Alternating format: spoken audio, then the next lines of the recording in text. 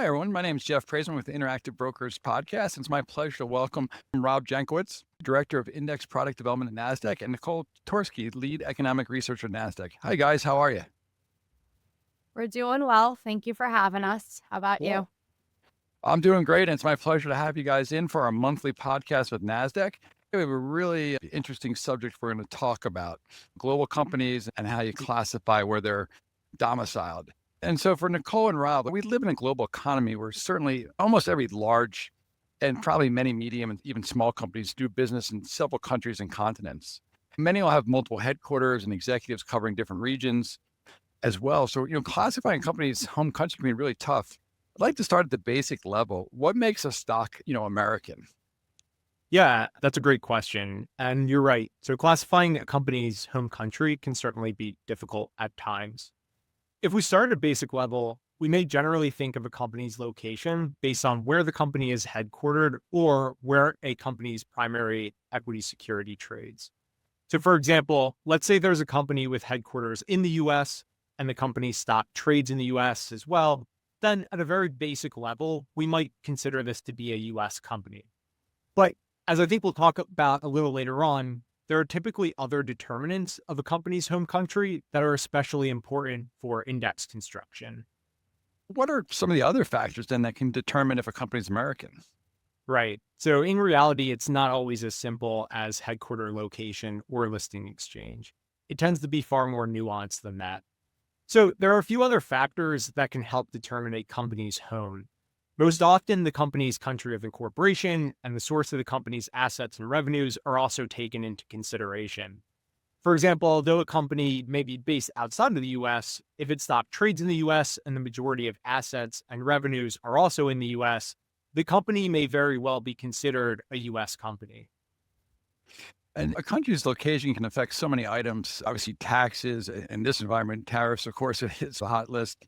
But one of them that maybe some people don't really necessarily think about is the eligibility included in certain indices. Do S&P, Russell, and Nasdaq, do they all use the same rules to determine if a company is eligible for indices?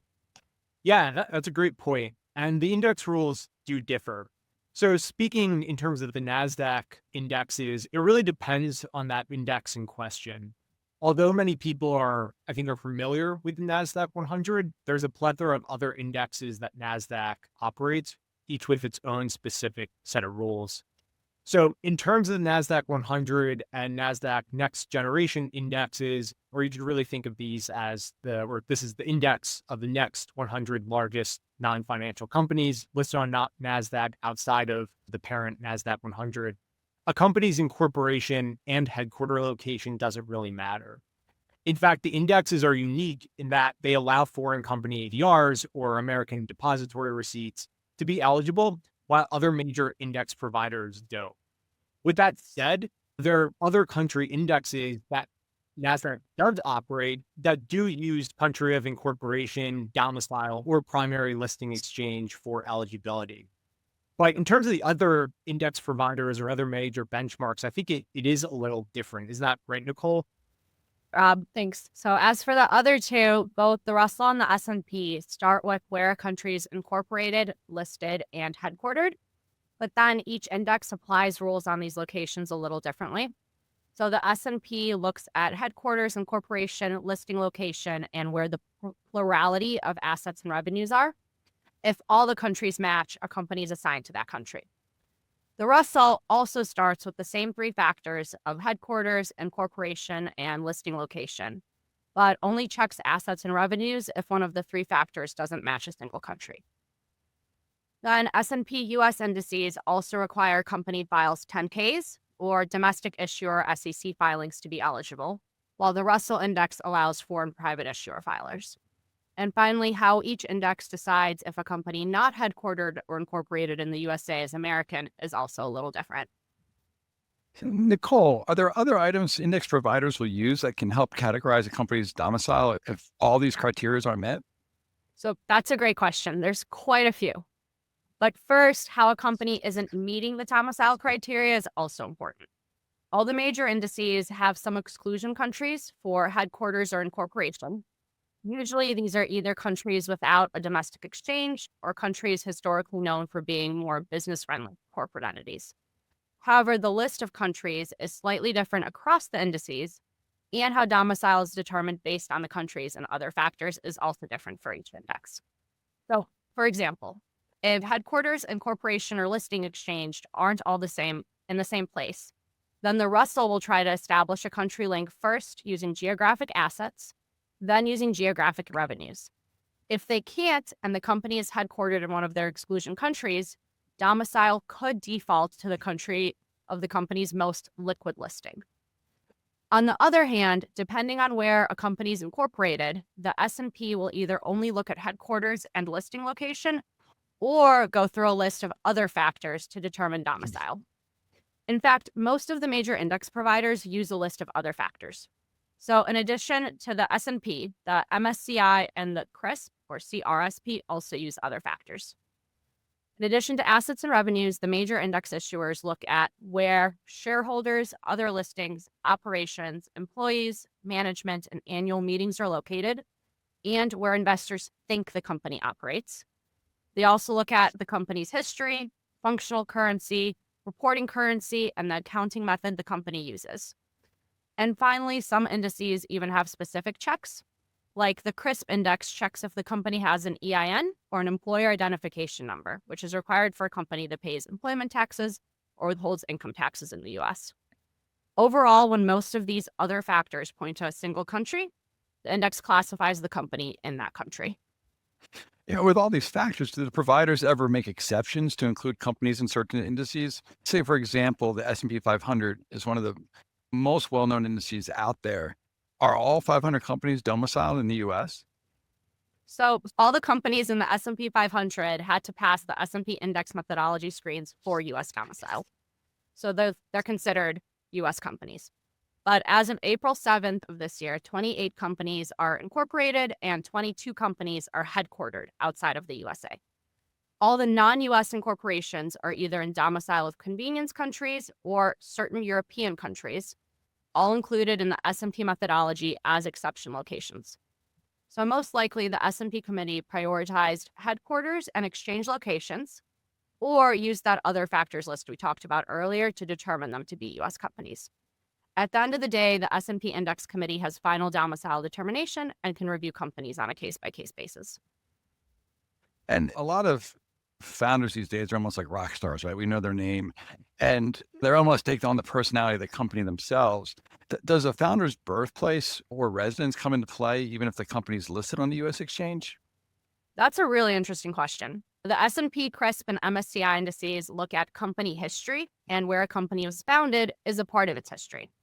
They'll also consider where company management is located. So while a founder's birthplace for index inclusion is not brought into play, where the founder incorporated the company and where the founder is now if they're on the management team can matter for these other factors. I think this question really highlights why looking at all the other factors like geographic assets and revenue, geographic shareholder distribution, a company's functional currency, where the annual meeting is held, and even investor perception is important. Today, we really live in an integrated global economy. So while a startup probably incorporates wherever the founders are living when they start the company, as the company grows and develops a global presence, its operations also evolve. These extra rules help bring into play that a company's operations today might be different than 10 or 20 years ago, and help companies that are operating within the U.S. economy be included in U.S. indices. And Rob, the U.S. is a big, diverse country. I'd imagine American companies are headquartered in different regions. Does geographical location play a part where certain sectors are generally located? And if so, like what sectors are in the Northeast, the Midwest, the West, and the South? Yeah, it's a good question. So we actually recently did a study where we looked at headquarter location by state for companies included in the Nasdaq US benchmark. And this is really just a Nasdaq index representing companies that we would typically consider to be American. So when we look at the types of companies headquartered throughout the US, we do see some differences in the sector makeup across geographies. For example, if we split the US up into different regions, like you were saying, so north, south, east, west, we see that there tends to be, for example, a larger concentration of healthcare and financial companies in the northeastern U.S. corridor. So think companies like Johnson & Johnson or Merck for healthcare, or in the case of financials, most of the larger banks and asset managers such as JP Morgan, Goldman Sachs, Morgan Stanley. And then we see a larger concentration of energy companies in the South, in companies like ExxonMobil or Chevron. And perhaps unsurprisingly, we also tend to see a larger representation of technology companies based out of the West Coast. So you can think some of your popular Magnificent Seven names, stocks like Apple, Microsoft, NVIDIA, Google. What about incorporation? Is it the same breakdown as where these companies are headquarters, or is it different? No. So actually, the data tell us a different story when we look at that state of incorporation. For example, we see that over 60% of US companies are actually incorporated in Delaware, despite being headquartered elsewhere. But when we take a step back and consider that finding, it's not really as surprising as one might initially think. And this is because Delaware has historically been known for its business-friendly regulatory policies, as well as its corporate court system. So in very simple terms, Delaware tends to be more business-friendly for corporate entities. And overall, this is somewhat similar to companies that may intentionally incorporate in certain countries for business-friendly purposes, as we learned earlier on. And Rob, Nicole, this has been great. Are there any other final thoughts you'd like to leave our listeners with? So overall, I think determining a company's home is just one component of an index's set of rules. Although not all indexes are built the same way, each provides a transparent and systematic set of rules that ultimately play a pretty vital role in the way that people save and generate wealth over the long term. What about you, Nicole? Index rules are always evolving. Just this year, the Russell and the S&P both slightly updated their domicile methodologies, and the Russell updated their free float definition. It's an exciting space to be in. Overall, index inclusion is really good for a company. It provides long-term holders and can boost turnover and liquidity. So it's important for issuers to know index rules. Thank you so much for having us on today. Yeah, thank you. Rob and Nicole, this was great. Thank you guys for coming by. I want to remind our listeners that you can find lots of great material from Nasdaq on our website. Go to education and you can click on contributors from Nasdaq, or go to webinars we've done with them, articles they've contributed to, and of course, our monthly economic podcast. Until next time, I'm Jeff Praise with Interactive Brokers. Thank you. The analysis in this material is provided for information only and is not and should not be construed as an offer to sell or the solicitation of an offer to buy any security. To the extent that this material discusses general market activity, industry, or sector trends, or other broad-based economic or political conditions, it should not be construed as research or investment advice. To the extent that it includes references to specific securities, commodities, currencies, or other instruments, those references do not constitute a recommendation by IBKR to buy, sell, or hold such investments. This material does not and is not intended to take into account the particular financial conditions, investment objectives, or requirements of individual customers. Before acting on this material, you should consider whether it is suitable for your particular circumstances and, as necessary, seek professional advice.